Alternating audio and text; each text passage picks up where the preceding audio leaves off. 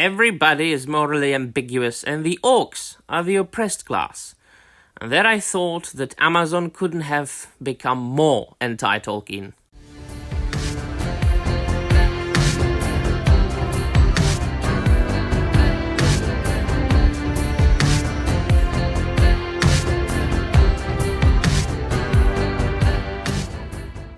Where's Hal, everybody, and welcome to another video, and back to my usual kind of making videos.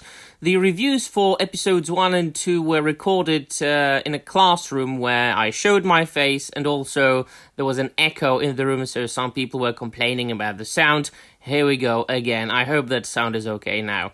We are reviewing The Rings of Prime, Season 2, Episode 3 right now, and whereas the episodes 1 and 2 were, of course, strictly anti-Tolkien, this one, the third episode, is anti-fantasy altogether. Now, I will explain. Of course, the main thing that everybody is talking about are the Orcs, and I will get to them, and I will explain why such a short scene, why such a snippet that might seem insignificant, and a lot of people will be complaining that we are complaining about it, how that undermines everything that Tolkien was about to its core, to the core of his work. Now, let me say first that the third episode continues at what episodes 1 and 2 established of season 2, and that is that the script is insane. It is filled with dialogue that somebody on very bad drugs must have come up with. The lines, the dialogue, it does not make any sense. So in episodes 1 and 2, it was all about Nori talking about all the different kinds of insects she ate, and about bugs dancing in the stranger's throat. Here, we've got almost half of the episode tracing the quote-unquote story of Isildur, who got lost in the first season. I don't really remember the first season. I tried to forget it as much as possible. And then he's found by, the horse Beric, which is like this very, very long opening scene where the horse Beric escapes Isildur, Elendil, and he goes find Isildur. He kicks the asses of some orcs, and then he finds Isildur being kidnapped by spiders, and he saves him from the spiders. It's just all very, oh Jesus. And then Isildur goes to a forest, and he finds a Middle Eastern woman. Everybody is Middle Eastern in this show, by the way. I mean, like 50% of the cast in this season, they seem to be, like from Iran or something like that. I mean, why? All right, but that's fine. That's just the way things are being done these days. But there are two things that are really, really bugging me, and it's not anything specific from the script or from the story. Of course, we could venture into the fact that that everything is so convoluted in the way that is, the time compression, and the fact that Anatar is not who is supposed to be from the source material, where he was from the get-go, Sauron in disguise, living amongst the elves, working with them on the rings, and they, being fooled by him, but not everybody, of course. Galadriel, for example, very famously not being fooled by Anatar, seeing through him that he is somebody else than he is presenting himself to be, not really discovering that he is Sauron, but she never trusted him. Here, of course, I mean, she is like fooled by him all the way. She fell in love with him, from what it seems to be. She wants to bang him. But I have covered this in my previous videos. The two aspects of the show that are heretical in my eyes are the fact that everybody is morally ambiguous, absolutely everybody, and the fact that the Orcs are being made into the victims.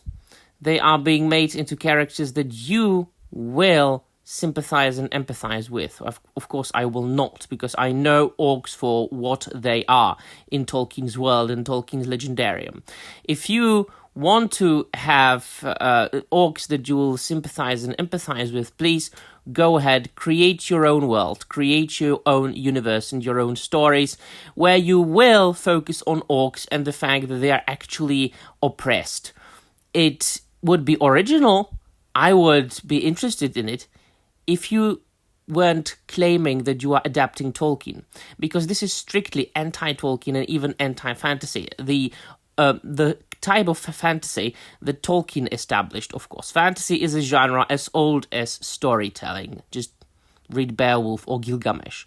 But if we are looking at modern fantasy, of course, there are many subgenres, and with the arrival of A Song of Ice and Fire in the 90s, and especially then with its adaptation, The Game of Thrones, the type of morally ambiguous grey fantasy has become popular.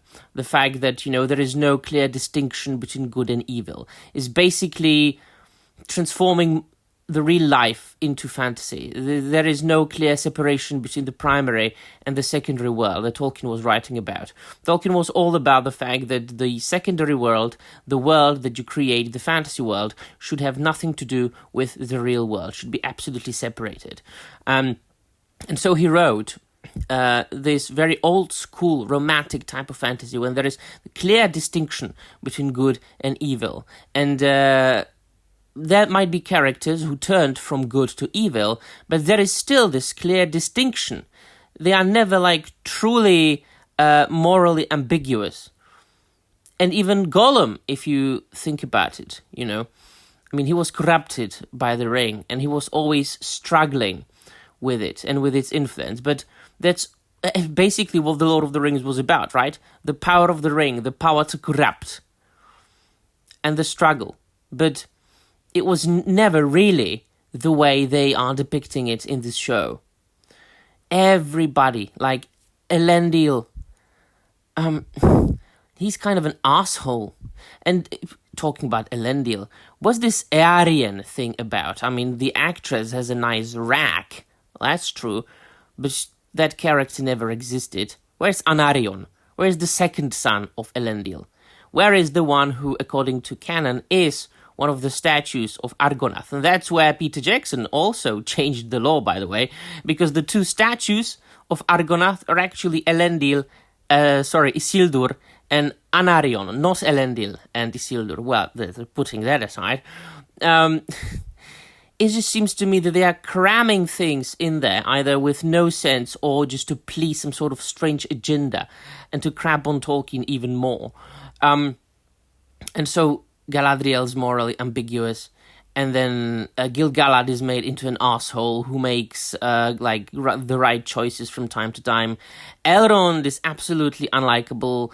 He doesn't trust Galadriel, he hates her, he doesn't like her.